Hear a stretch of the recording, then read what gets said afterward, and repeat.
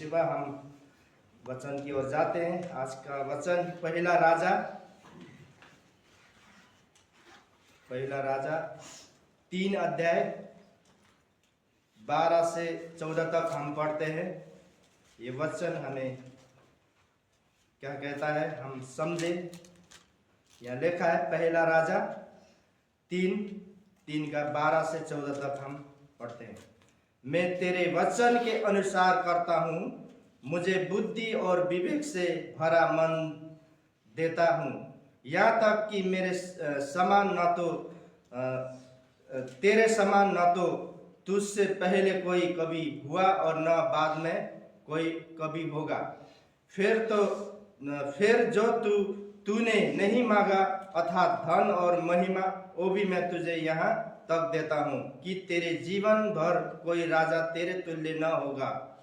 फिर यदि तू अपने पिता दाऊद के समान मेरे मार्गों में चलता हुआ मेरी विधियों और आज्ञाओं को मानता रहेगा तो मैं तेरी आयु को बढ़ाऊंगा। आमीन। आमीन। यहाँ से बोलने की टॉपिक में लेकर आया हूँ, मुझे बुद्धि और विवेक से भरा मन दे।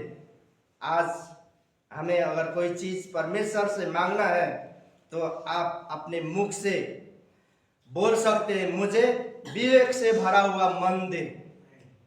ये सबसे उत्तम वरदान है परमेश्वर की ओर से। आपके पास करोड़ों लाखों हो, बुद्धि ना हो तो क्या फायदा। लेकिन यहाँ दाऊद राजा को जो परमेश्वर की ओर से ये वरदान उसे फ्री मिला। और यहाँ मैं कलीसिया का आज की सुबह मैं यही बोलना चाहता हूँ, हर मनुष्य को अगर कोई चीज मांगना है तो मुझे बुद्धि और विवेक से भरा हुआ मन दे। और ये मन आप कहीं भी जाएंगे, बुद्धि और विवेक से भरा हुआ मन में हमेशा परमेश्वर की वास होती है। आपके अंदर ये मन और दिमाग बुद्धि अगर ये भरा होगा तो परमेश्वर आपके अंदर मौजूद है और आपको चलाने वाला वही प्रभु है। इसलिए प्रिय भाई बहन, मैं कहता हूं नीति वचन 22:6 में भी लिखा है, लड़के को उसी मार्ग की शिक्षा दे जिसमें उसको चलना चाहिए और वो बुढ़ापे में भी उसे न हटेगा। अगर आपको अपने बच्चे को अगर सिखाना है तो हमें चर्च को परमेश्वर की भवन में भेजना बहुत जरूरी है। भेजना ही नहीं, अपने साथ लेके आना बहुत ही जरूरी है। क्योंकि यहाँ आपको क्या मिलेगा? बुद्धि और ज्ञान और विवेक से भरा हुआ मन मिलेगा। वो परमेश्वर की ओर से है। संसार में आप कितने भी खर्च करो, ये विवेक और बुद्धि आपको मिल नहीं सकता। सिर्फ परमेश्वर ही दे सकता है। और ये बाइबल में हमने देखा है और ये सुलेमान को मिला है और बोला भी है, तेरे समान न तो कोई पहले आया न तो बाद में आएगा बोलकर। और लोग आजकल क्या मांगते हैं? मेरा अच्छा घर हो, मेरा अच्छा परिवार हो, मेरा अच्छा काम हो, मेरा अच्छा पैसा हो, यही मांगते हैं। लेकिन परमेश्वर की खोज करते हैं तो परमेश्वर ये फ्री में आपको बाद में दे देता है। ये महिमा और धन मुझे ये भी मैं तुझे क्या करूंगा? दूंगा बोला हुआ है। पहले क्या करना है? हमें परमेश्वर की खोज करना है। परमेश्वर को ही हमें उगाना चाहिए। अगर आपका बेटा हो या बेटी हो, सबसे बड़ा धन क्या है? चर्च है। चर्च में धर्मशास्त्र बाइबल की ज्ञान की बातें आपको सिखाई जाती है। बुद्धि की बातें, यहाँ बुद्धि से भरा हुआ मन की बातें यहाँ प्रचार किया जाता है हर रोज। इसलिए प्रिय भाई बहन, अगर आपको बच्चे को अच्छी लंबी आयु देना चाहते, बुद्धिमान बनाना चाहते, सफलता बनाना चाहते, पढ़ाई लिखाई में बुद्धि विवेकमान होना देखना चाहते हैं तो आप क्या करना है? आपको चर्च को लेके आने के लिए या चर्च में भेजने के लिए उसे पोषण दीजिए, उसे समझाए। क्योंकि अगर आपका बच्चा लड़कपन से जवानी तक, जवानी से लेकर बुढ़ापे तक चले तो आप धन्य हैं। आपका मन भी हमेशा ताजा रहेगा कि मेरे प्रभु की उपस्थिति में वो चलता है, मेरे प्रभु की मार्ग में वो चलता है तो आपका मन हर्षित होगा, आप भी उससे धन्य कहेंगे, मेरे बेटे का जीवन बदल दिया है। क्योंकि आपका बेटा अच्छे रास्ते में चलता है तो किस माँ बाप को अच्छा नहीं लगेगा, किस माँ बाप का मन हर्षित नहीं होगा, क्योंकि ये उन्हीं को पता होगा जिसका बेटा बेटी है। इसलिए यहाँ दाऊद आपको और मुझे उत्साहित करता है कि उस बच्चे को, उस बालक को परमेश्वर के भवन में, परमेश्वर के धर्मशास्त्र को सिखाएंगे तो वो बुढ़ापे तक चलता रहेगा, तो आपका मन उसे हो जाएगा। इसलिए दाऊद भी कहता है, भजन संग्रह 37 में लिखा है, भजन संग्रह 37 में लिखा है, तू न तो अपनी आंखों में नींद और न अपनी पलकों में झपकी आने दे और आने दे। और 5 में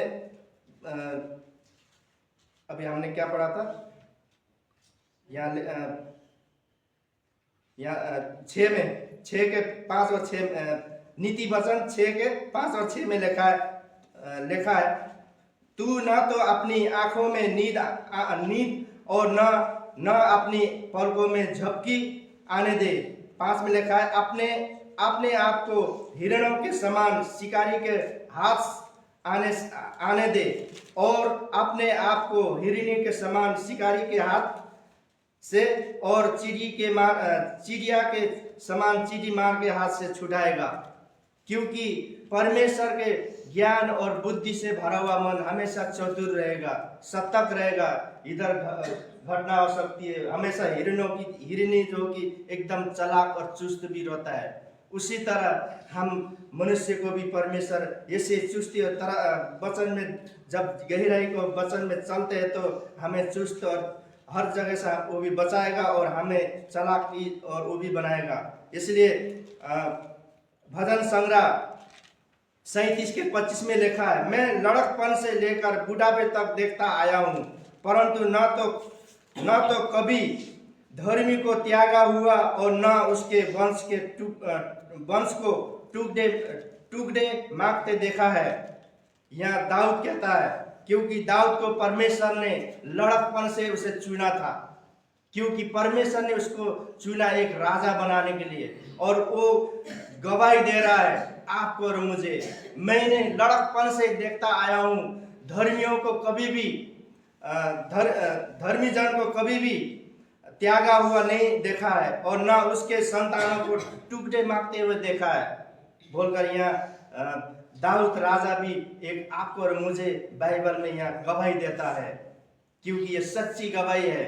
इसलिए 4 में भी लिखा है, 37 के 4 में भी लिखा है, यहोवा को अपने सुख का मूल जान और वो तेरे मनोरथ को पूरा करेगा। क्योंकि अगर हम परमेश्वर को वचन हम बोलते हैं, घोषणा करते हैं, तो हमें यह जानना चाहिए कि वो मुझे वो अपने सुख का मनोहर मुझे देगा।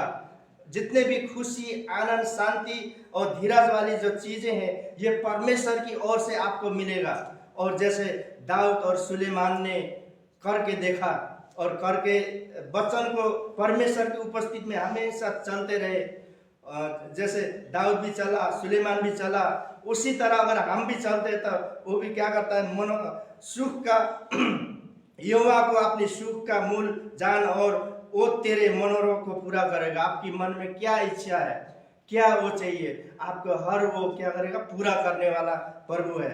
इसलिए यीशु प्रभु भी स्वयं कहते हैं, मत्ती 6 के 33 में भी ये यीशु ने ही बोला वही बातें, इसलिए पहले तुम परमेश्वर के राज्य और उसके धर्म की खोज करो तो ये सब वस्तु भी तुम्हें मिल जाएगी, बोलकर ये यीशु प्रभु ने भी सबसे बुद्धिमान की बातें यहाँ बताई गई आपको और मुझे।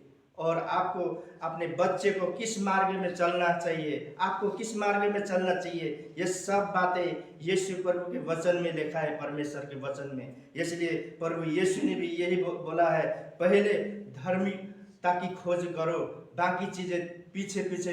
क्योंकि यहाँ जैसे सुलेमान को उसने बिना मांगे उसे धन और महिमा भी उसको मिला, उसी तरह प्रभु भी यहाँ बोलते हैं पहले परमेश्वर की धार्मिकता की खोज करो तो बाकी चीजें भी पीछे पीछे वो दे देगा बोलकर यहाँ प्रभु यीशु हमें शांति देते हैं। और प्रभु यीशु हमें एक सही एक हमें हमें एक क्या बोलते हैं, हमें एक उत्साहित कर रहे हैं। इसलिए प्रिय भाई बहन, पहले हमें परमेश्वर बाइबल पढ़िए, बाइबल के रहस्य की बातें क्या है उसे ढूंढेंगे तो हमें बहुत से बड़ी बड़ी बातें, रहस्य की बातें हमें यहाँ मिलता है। आज की सुबह मैं यही उत्साहित करता हूँ कि आप हर कोई यही बोले, अगर परमेश्वर से कुछ मांगना है तो मुझे बुद्धि और विवेक से भरा हुआ मन दे, क्योंकि पूछने वाले के लिए हमें विवेक से भरा हुआ मन अगर होगा तो हम गवाही देने में कभी भी न खटाएंगे न तो घबराएंगे। हमें वो मन परमेश्वर की ओर से जब मिलता है तो हमें बोलने में क्या बोलना चाहिए, विरोधियों को क्या बोलना चाहिए, वो हमें शब्द दे देता है। क्योंकि हमें उसकी उपस्थिति में को मांगना चाहिए, उसकी डर और भय में चलना चाहिए, और उसके वचन के मुताबिक चलते हैं तो हमें सच में वो हमें विवेक से भरा हुआ मन देगा आपको और मुझे। आज की सुबह बस मुझे यही वचन से मैं उत्साहित करता हूँ, और आप इस वचन को पढ़े और 3 का पूरा पढ़े तो यहाँ सुलेमान को बहुत सी बातें सिखाया गया है, और उसके द्वारा आपको और हमें भी सिखाना चाहता है। सबको जय मसीह।